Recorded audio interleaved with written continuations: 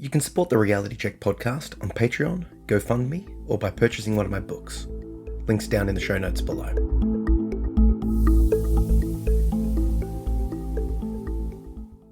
Welcome to the Reality Check podcast. I'm Zachary Phillips. So in today's episode, I've got a friend of mine on the podcast, Troy Fumo. He's recently won a flyweight MMA title. So I wanted to have him on the podcast to talk about the anxiety and nerves and motivation and preparation prior to such a big event. And this podcast was quite good in the sense that we went quite deep into the mental state going into a bout, but also into Troy's mental state prior and where he's come from. So I didn't realize this prior to the interview, but he's come from a place that was quite challenging in terms of mental health and anxiety, from literally being housebound and unable to answer phones or answer the doors due to fear, to getting, on stage, punching on with someone for 15 minutes in front of a crowd of thousands of people with, a bunch of his friends and family directly there supporting and watching him.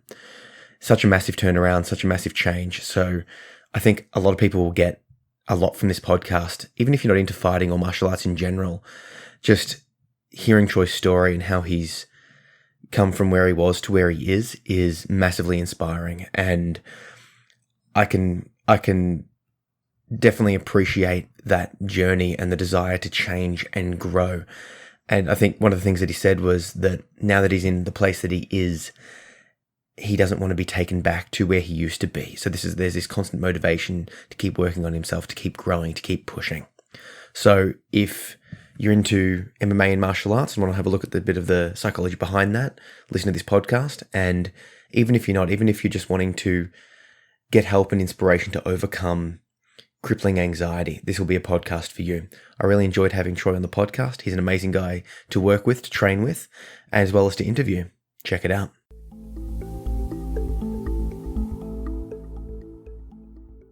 Okay, so I'm here with Troy Fumo. He's one of my training partners, a fellow kids class coach, and now a undefeated MMA champion. Welcome. Thank you very much. I wanted to have you on the podcast to talk about a couple of things. The first one being, let's just give a bit of an introduction before we go into what we're going to talk about. You've been training martial arts for how long? I've been training for about, I'd say 4 years in martial arts, yes. Yeah. Primarily, or started out with Brazilian Jiu-Jitsu? Yeah, started off with Brazilian Jiu-Jitsu for a few years, and then I started incorporating all assets of martial arts with the striking and wrestling. Yeah, so just to give a little bit of a rundown of what MMA actually is, in case anyone isn't aware, it's what they do in the UFC. So it's, you start standing, touch gloves, you're punching. If the fight goes to the ground, you keep going to the ground. You can win via submission, which is chokes, joint locks, or by punching someone until either they quit or the ref stops. Yeah, exactly. So obviously you've been training for quite a while. You've done a bunch of jiu-jitsu competitions, and now you're moving into MMA. You're now a champion. Went to the fight. I just wanted to get a bit of a rundown. How do you get the motivation to train hard enough to win something that's obviously, both of you in the cage, you're both wanting this hard. You're both going to be, you're trying to kill each other basically. How do you get the motivation to get up to the level and to do that in the first place? Well, a lot of it is that fear of failure. So if I had that doubt that I wouldn't be able to get to that level, then I probably wouldn't be motivated. Part of motivation I find is having a realistic goal. An unachievable goal is very hard to get motivated for. But the fact that I saw being good at MMA and actually having success was an achievable goal. All I had to do was work hard for it. That keeps me motivated. And the fact that I have a time frame, I'm fighting this person at this date, they've got this set of skills. I've got that goal there to strive towards, and that's the motivation that keeps me running.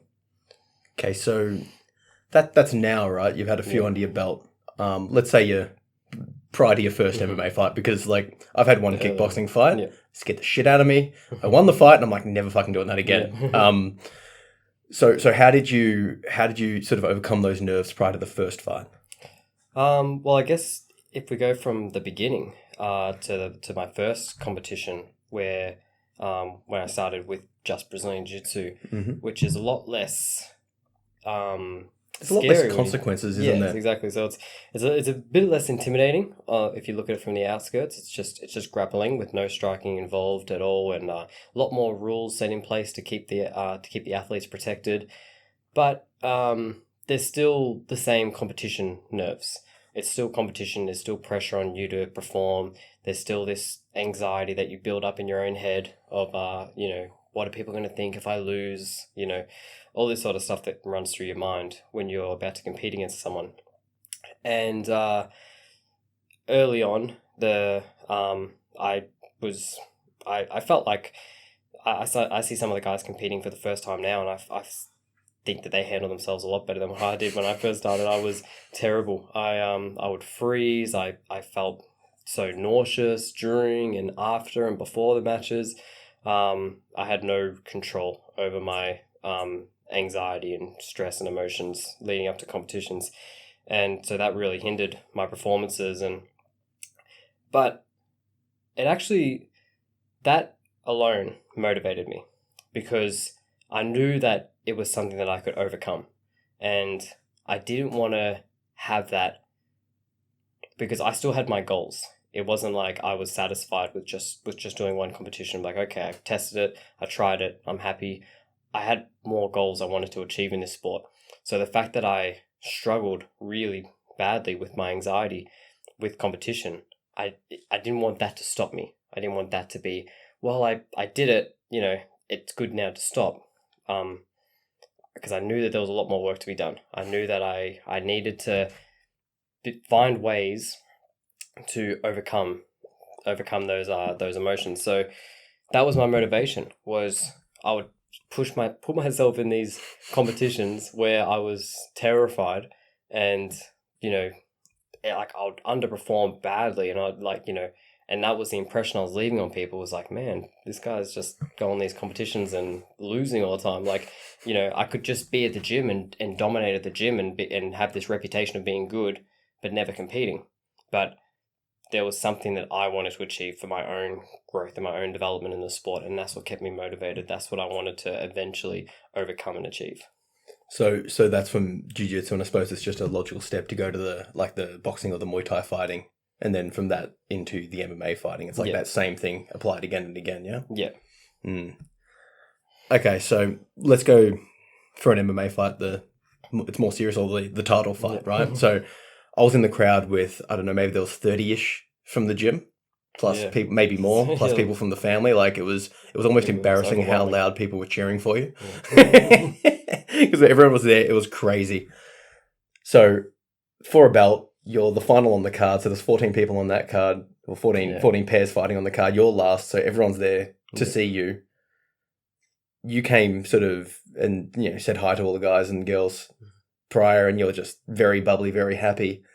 I felt more nervous for you than you seemed. I think we're all sitting there like biting our nails for you. I think that was the impression. And that's the amazing thing. I mean, there's been a journey to get to this point. This hasn't happened overnight. Let's go back to that, to the start of your journey. Describe how you have been with your anxiety as in general to where you are now. So my anxiety has been long before competition anxiety. It kind of correlates. Like I've been dealing with anxiety and depression and mental health issues since, I'd say, the later teen years of my life. And they got real bad to a point where I was basically crippled by my own mind, and I was housebound. I couldn't leave the house, answer the door, answer the phone. I was so incredibly anxious. Literally couldn't answer the phone. Literally couldn't answer the phone because I didn't know who could possibly, for whatever reason, it's an unknown who's going to be behind that phone call. And that idea was just too overwhelming for me to face, that I would just avoid it.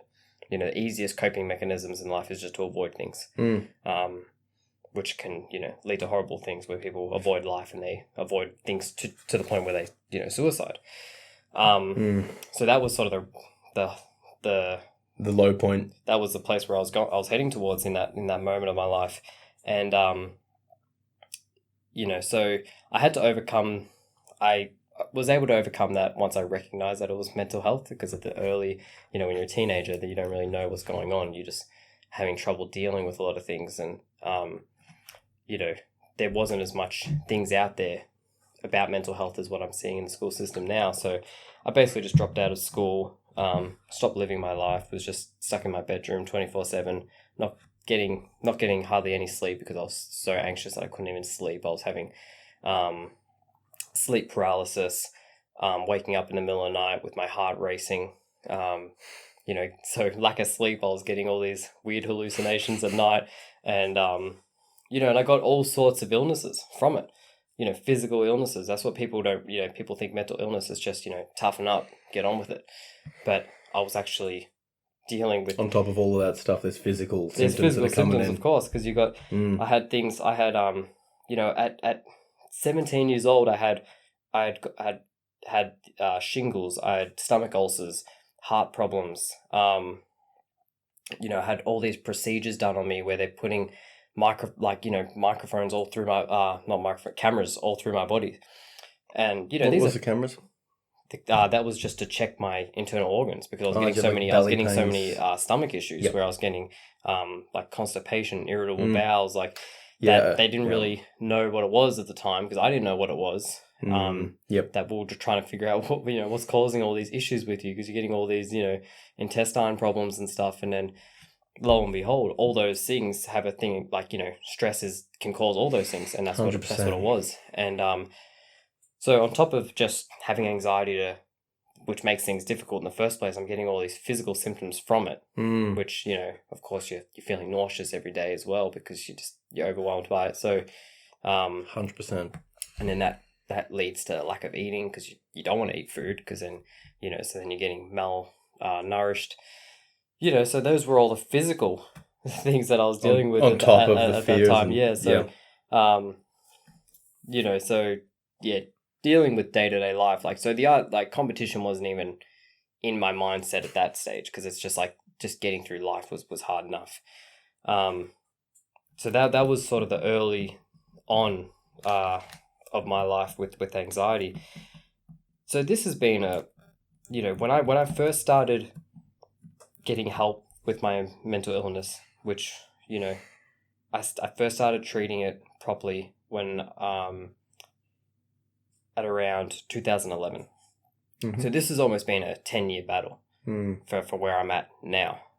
So people see where I'm at now, but it's I feel like I'm almost like a black belt at dealing with my mental health when you put it into comparison. Yeah, because I've been training myself for 8 years. I can totally relate to that. It's like you see me now, but far out, you didn't know where you're seeing the last year or half year, or we see you up on stage holding your belt. Yeah, they see me now, and I got people that I train with, some teammates that will they'll ask me for advice and stuff when they're going for their competitions, and they'll see me and they'll think, oh, how do you how do you not get nervous and stuff? It's and as I say, a lot of them are dealing with their first matches a lot better than I was. So, this has been an 8-year battle of dealing with these issues. You said to me a couple of days ago, you feel like having such extreme anxiety and mental health issues actually helped you in that fight, or in that sort of the hours before the fight, because it's like you've been here, you've dealt with far worse, and this is more like fun, or this is exciting or something. Yeah, can you elaborate on that? So, what I mean by that is, I've almost become an expert at dealing with anxiety, with panic attacks and having stress. I feel like some people, they get stressed for the first time in their life, and they, it's a weird feeling that they haven't dealt with, whereas I've dealt with it on a day-to-day basis, for a long period of time. So I'm quite comfortable with it, and I sort of know what's going to happen to my body. And, I know all the symptoms. So I know that it's not going to get to a crazy point where an unknowing. I pretty much know exactly what's going to happen when I start feeling stressed. And but you learn in life to really appreciate the things when things get taken away from you. So it's actually funny, because I was thinking about it, and the things that I enjoy the most are the things that I struggled with the most when I had anxiety. For example, I used to really struggle with getting my hair cut. You know, I'd sit down and being trapped, like this sense of I'm stuck, I don't have control of myself, I would freak out and panic, and sometimes I'd have to leave the hairdressers midway through a haircut and have a terrible haircut and just have to shave it off at home. Because I struggled sitting there for that long period of time. It felt like forever. I was clenching the seat the entire time. And there's the social awkwardness of them talking to you. Exactly. And you're stuck. So that's where, like, we've got a mutual friend who's a hairdresser, and I think when my hairdresser's I don't have a hairdresser.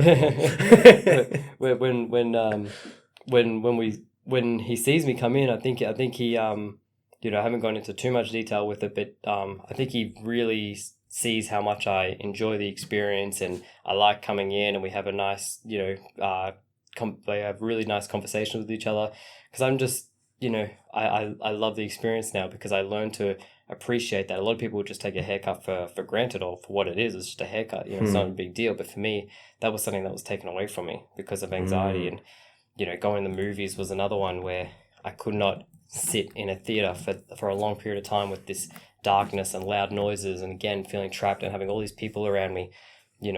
Even if I was watching a movie at home, I couldn't just sit on the couch and watch it. I would have to be pacing around the lounge room watching it from standing. So I couldn't just sit still. I always had to be moving.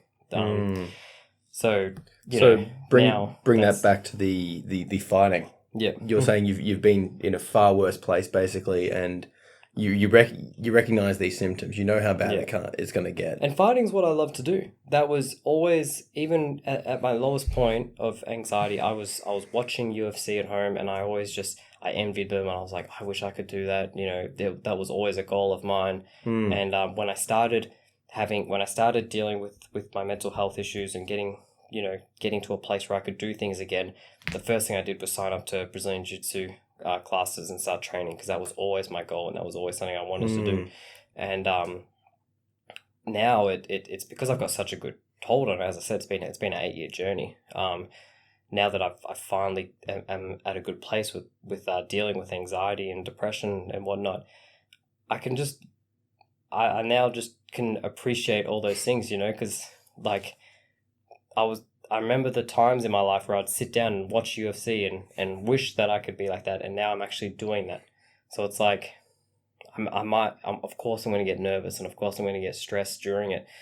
The whole experience, it's a stressful environment. You're going into a cage and you're about to fight someone, and you've got all these people and friends and family watching you with all this pressure, but I loved every moment of it, and I think I was the happiest person in the room. As you definitely said, seemed like the happiest person in the room. They actually before the fight, they test your medicals, and they test your heart rate and your blood pressure and stuff, and my results were really, really like at a normal level compared to everyone else. I was actually your pre-fight heart rate was the same. It was the same as what I would be now. It was just pretty calm, cool, isn't it? And they couldn't believe it. They're like, oh, it's like the doctor was just like, it's not like you're not even fighting. Like, what's going on here? And I was just feeling calm. I was just like, look, I'm loving this experience right now. Like, I'm living my dream right now. So why shouldn't I love it? Why shouldn't I be happy? I really appreciate that. Like, just contrasting my experience in the ring fight, I did it as a overcoming fear thing, but it wasn't my element. Like, I'm like, this is not me. I did it because I'm like, I want to just be able to say that I've done it and fight through that fear and do something that was terrifying to me. But I'm not going back. My heart rate would have been through the roof. I was feeling all those symptoms of anxiety, physically sick. It was a mess. I want to come to talk about, you say you've learned to deal with your anxiety.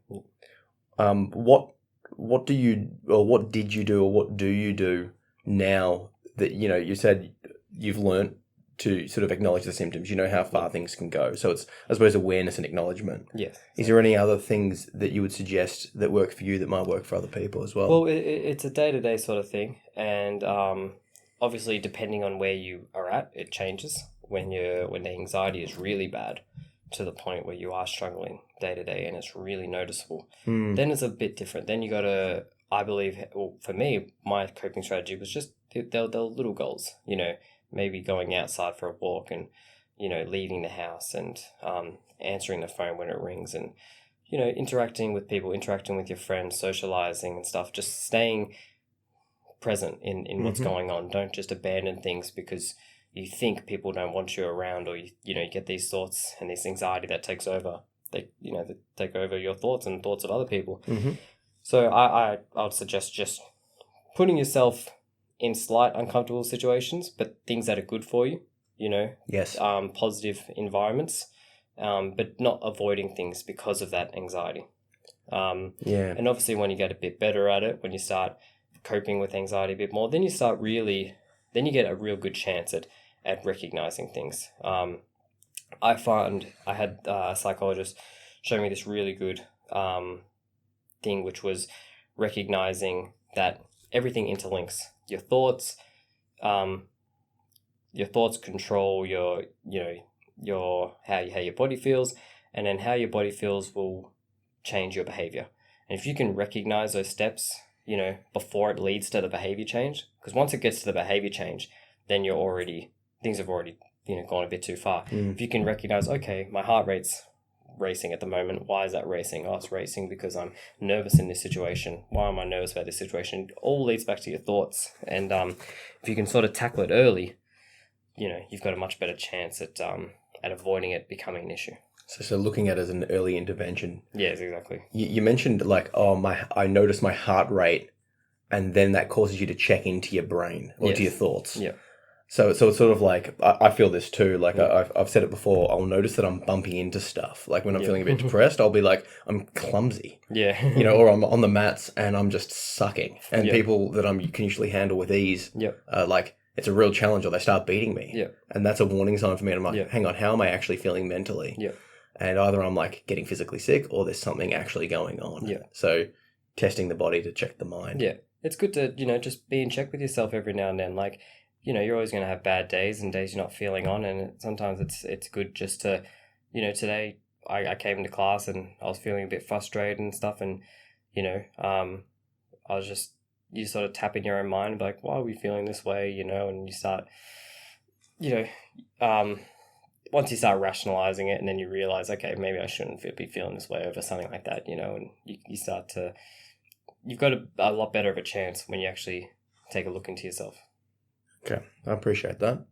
And so I suppose I want to get a little distinction between, you sort of mentioned, if it's like a real major thing compared to a minor thing. So like, I suppose we've been talking about the sort of the minor checkups. If there is a major thing, what would you go for if there's a big mental health crisis, I suppose? Yeah, well, I can only go off of my own experience with that.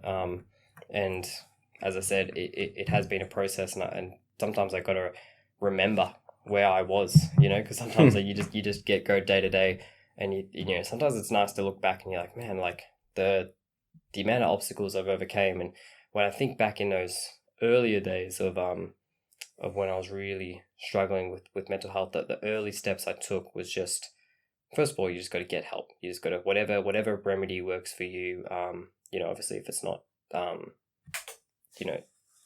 self-damaging, you gotta find what works for you. And, you just gotta, do things that are positive, and it's just putting take some action. Yeah, you got to take some action. Like that's just what worked for me. I had to set goals, and I was listening to another pro athlete, and maybe that's just the way the pro athlete, like the athletic sort of competitive mind works. Some people cope with things differently, but I was listening to Tyson Fury talk about his issues with depression and anxiety, where he was boxing world champion, and all of a sudden he's in a horrible place mentally, where he had to give up the world title because he couldn't get back in the ring. And he when he was talking about it, I was like, wow, like it's very similar to the steps that I took when getting out of it, which was setting goals and having it, and just day by day, just pushing yourself a little harder each time. So I wanted to address, like you said, you were like in that real low state. And then, you set the goals, all that sort of stuff that led you to, literally winning MMA title. Was there like a specific turning point that you can remember, or something that was like, okay, right, that's enough. I'm going to start setting the goals. I'm going to start seeing the psychologist. I'm going to take some sort of action. or was it just like a small incremental thing? It's hard to look at one specific moment, but I do remember there was that thought in my mind where, I was just sick and tired of it. I was sick and tired of being sick every day, feeling like crap, not being like, I missed some of the most fun years of a person's life is those late teens. Throughout 15, 16, 17, 18, 19, 20 to 21, I wasn't really living a lot. I wasn't in school. I missed graduating with all my friends. I missed all the fun times you have in those years. I missed out on a lot of those things because I wasn't there. I was at home doing nothing while everyone else was out living their life and experiencing things. I had a lot of catching up to do after I dealt with my mental illnesses. I had to catch up on all that stuff, and I had to like, okay, I gotta learn this. I gotta play around with that, and so I missed out on all of those things. So I was just sick of it. I was like, nah, I'm sick of this thing having this control over me. It's time for me to get control back of my life and try to beat this. I was literally just sick and tired of not living anymore. I can relate to that in a way that, yeah, fully.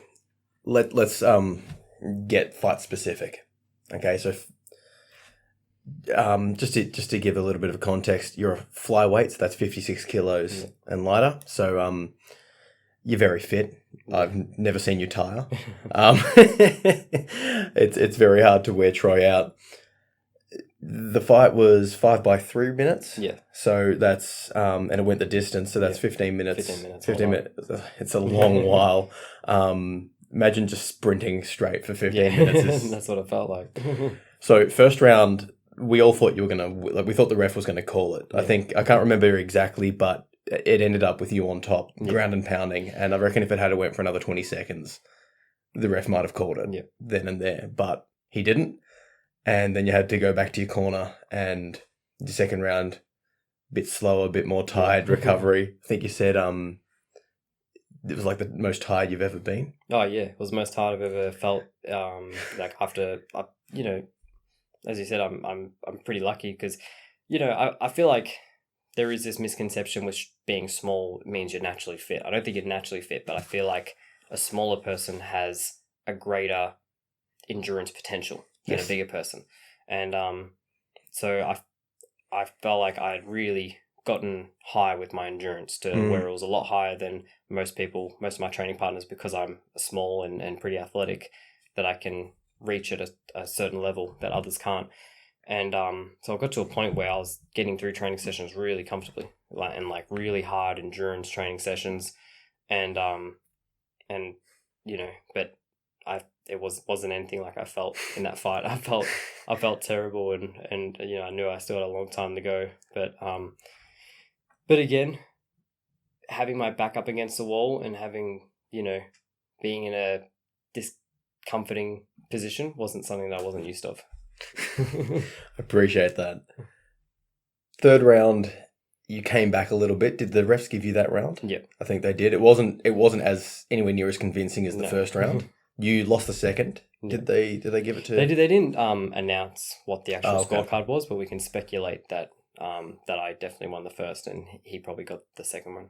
Yeah, that's what we sort of thought watching. And third one we gave to you, but nowhere near as convincingly as the first one. Fourth round, I think, might have went his way as well. Yeah, that could have gone either way. Could have gone either way. And fifth round was very similar to the first round. It ended like it started. And once again, if you had have had a few more, maybe 20 more seconds, it probably would have been. Oh, definitely. Towards the end. It was.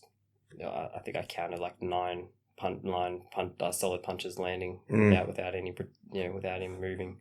Yeah. Well. Okay. So, couple of questions.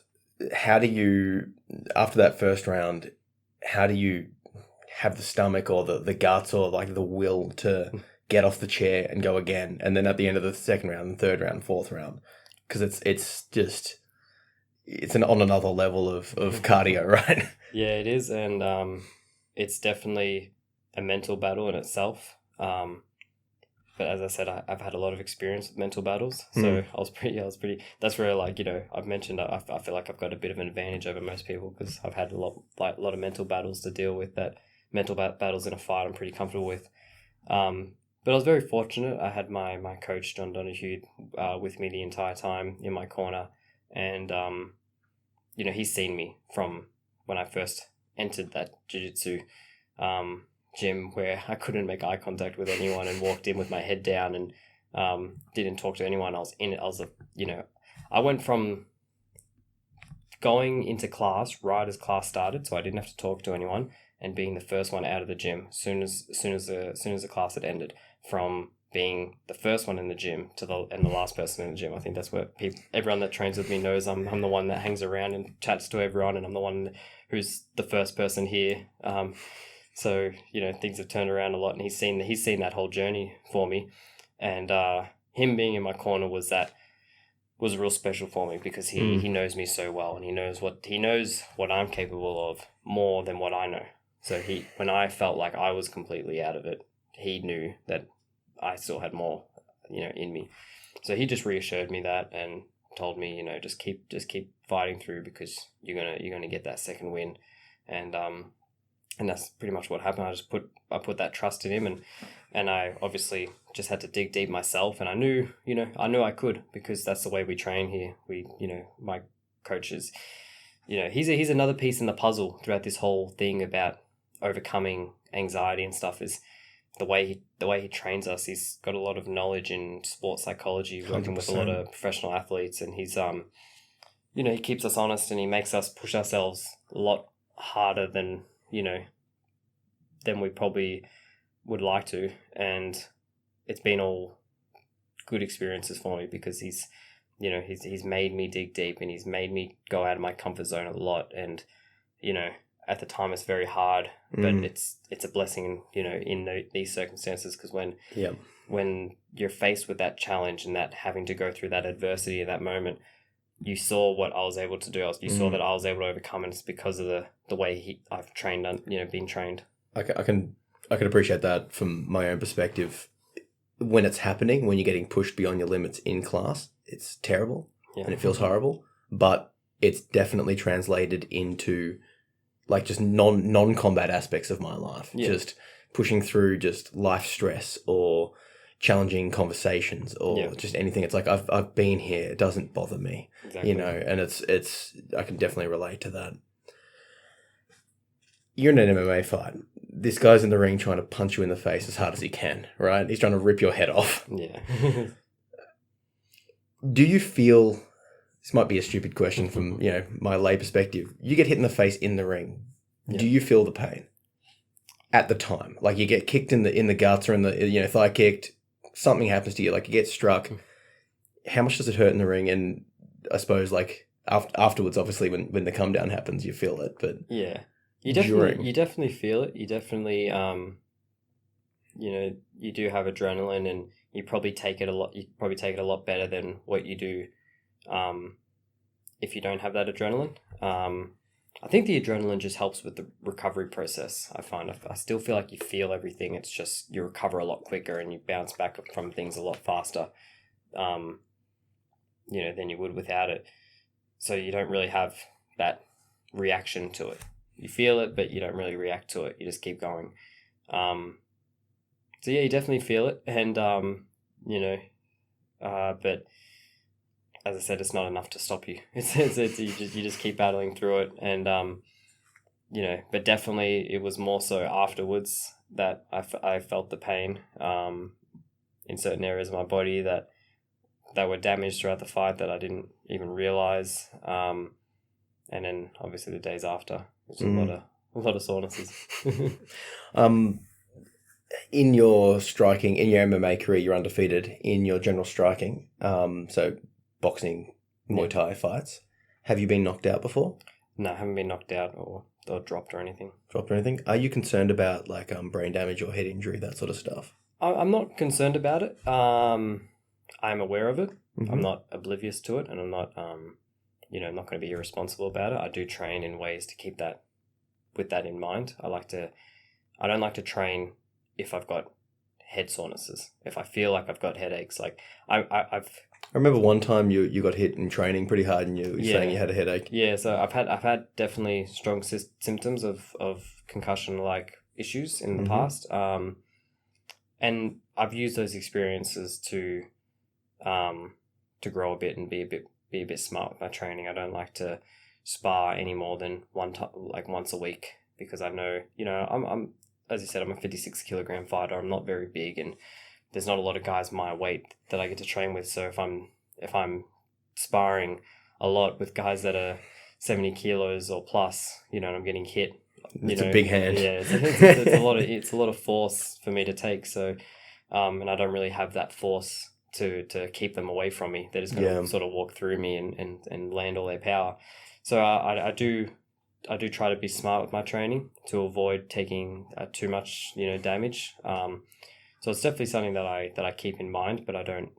I'm not concerned about it to the point where I stop it from getting to where I want to be. Is your sparring like hard sparring? How hard do you go in when those when we're preparing for a fight? It is hard. It's hard. Like compared to a fight, how hard are we talking? It's very similar to a fight. Really? It's very similar to a fight. We tend to spar with people that are sort of at our level and are, they are controlled, where, if we hurt someone, we're not going to go for the finish. But we are sparring hard. You're trying to hit. We're trying to hit. We're trying to hurt the person. We do want each other to feel like we're in a fight, because that's what you're getting ready for. So it's hard to, I guess, once you get to a certain experience level where maybe, I've heard a lot of other fighters who are have had a dozen professional fights that they don't necessarily need hard sparring anymore, probably because they're so they know what to do in a fight. They're very familiar with that place. But I'm still learning, and I'm yet to get to that level yet. I just want to hone down on something that you brought up. It's basically in order to learn something, you have to do that something, right? So, I mean, you're in uni at the moment studying to be a primary school teacher, right? So it's all learning, yeah? One of the best ways to learn is by teaching others. The kids class jiu-jitsu instructor with me as well. And the other best way is to do it. Yeah. So there is something to be said about going in and actually doing the thing you want to learn. Yeah, exactly. It's like if you wanted to learn swimming, you're not going to stand on the side and read a book about swimming. You need to actually get in the water and try, right? Yeah. So I want to wrap it up soon, but I want to just ask a couple of quick questions about just general diet and exercise overall. What do you eat on a daily basis? Like I suppose like in the lead up to a fight and in general. Yeah. Well, so if you're training pretty intensively, as I fit in a lot of hours of training, so obviously I got to be up with my fluids. I try to drink, like 4 liters a day. 4 liters of water a day. try to go through two 2 liter water bottles. I try to go through at least 2 of those a day. Yep. And if I don't, I just have a hydrolyte to keep myself hydrated. I feel like that's, again, when you talk about the brain sort of stuff. I was getting a lot more headaches when I wasn't drinking as much water. So now drinking a lot more water, I feel I can recover a lot better, and I don't have long lasting damage. Hydrolyte's like an electrolyte tablet. Yeah, exactly. Yep. And then as far as food, I find diets are just it's what works for you. Yes. I come from an Italian background, so I'm very generous with my carbohydrates. So I eat a lot of pasta and really, yeah. I don't. As I said, I'm a small guy and I don't put on weight very easily, so I can have all the carbs in the world. You're like shredded. I'm and I don't. Pretty jealous of that. It doesn't really affect me. I know a lot of people. Like the keto diet, which is 0 carbs. And that has obviously worked for a lot of people, but for me, I just find carbs respond to my body really well. They give me a lot of energy. And they give me a lot of fuel to get through exercising, and especially with recovering after exercise. So I'm very generous with my carbs. I like to have a lot of protein. So like protein shakes in the mornings and eggs in the morning. Again, I'll try to add it as much as I can into my meals. If I can add a bit of chicken to my pasta and whatnot. I should be a bit better with my vegetables. I'm not the best, you know what I mean? Like I'm not a professional or anything as a nutritionist by any means. I wouldn't be taking my nutrition advice. As I said, it's just personal. It's just what works for me. But I definitely need to up my greens. Up your green intake. Yeah, to get that extra benefit. Do you eat much sugars, desserts, soft drinks, that sort of stuff? Nah, soft drinks pretty much not at all. I don't really like the way I tend to, with my diet, I tend to go with what feels good. And I find sugary drinks they give me headaches again. They you can just feel them like rotting your teeth as you're drinking it. I don't like them for that reason, just how they make me feel. And again, it's same with like fatty foods and stuff. Like if I go to McDonald's and have a burger, I'm sick instantly, so last time I had a McDonald's meal, I threw up almost 30 minutes later. I was just vomiting. I don't feel well from it at all. So I just listen to my body. I'm like, if that doesn't feel good, I'm not gonna force it down. So I tend to just eat foods that my body feels good with, and I feel energized when I have it. Like some foods I don't feel too bad, but I can feel I can feel myself depleting from it. Like there's a lot of sugar in it, and I just feel like, oh man, like I don't feel good at all. Like I went to pancake parlor the other week and had some pancakes and a bunch of maple syrup, and I felt terrible for the whole day. It just ran me down. So I know, those things aren't good for me. Yes. I like that approach a lot, as self-directed, looking at your body. This is what works for me.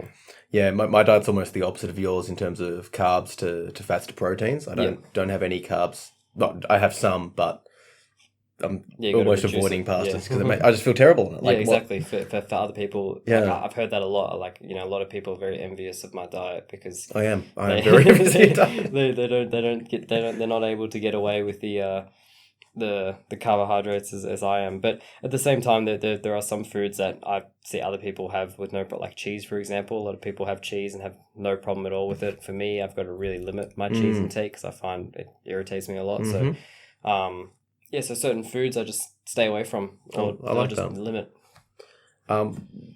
So for that's your food side. Exercise side, in basically, if you can just give me a little rundown of what your general level is, and then what you upped that to prior to your championship fight. Yeah. So my general level of training, is probably roughly around 2 to 3 hours every day, and having one rest day, where I try to completely rest and recover.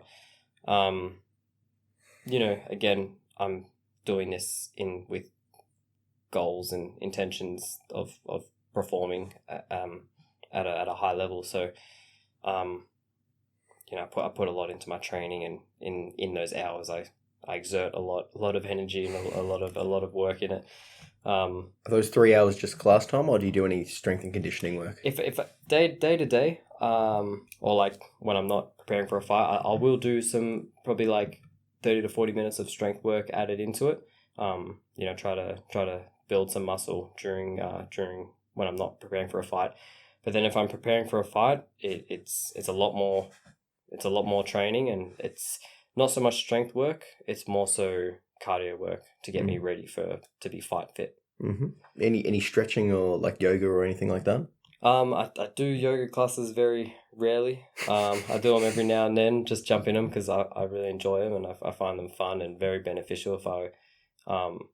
If I was able to do more of them, I definitely would, because I see a lot of benefit to it. Again, it's like one of those. It's eating, stretching. I see it's eating your vegetables.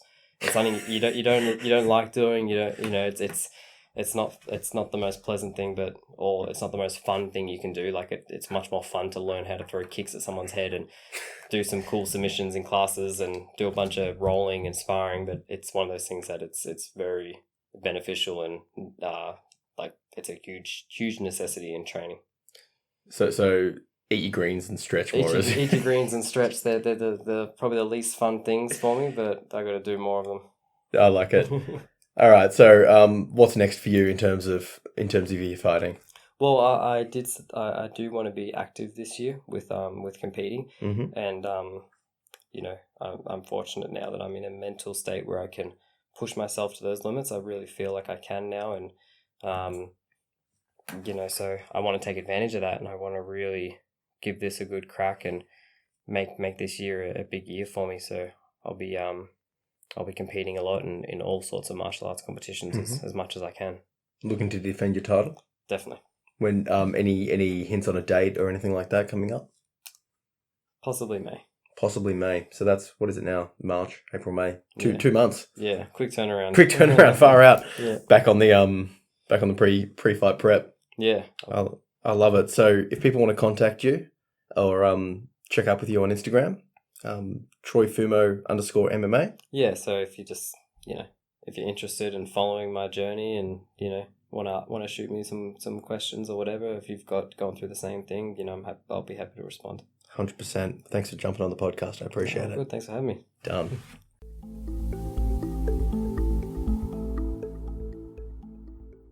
So thanks for listening. If you want to contact Troy, you can do so on his Instagram at TroyFumo _MMA, and I'll chuck a link down below. If you want to support the Reality Check podcast, there's a couple of ways you can do so.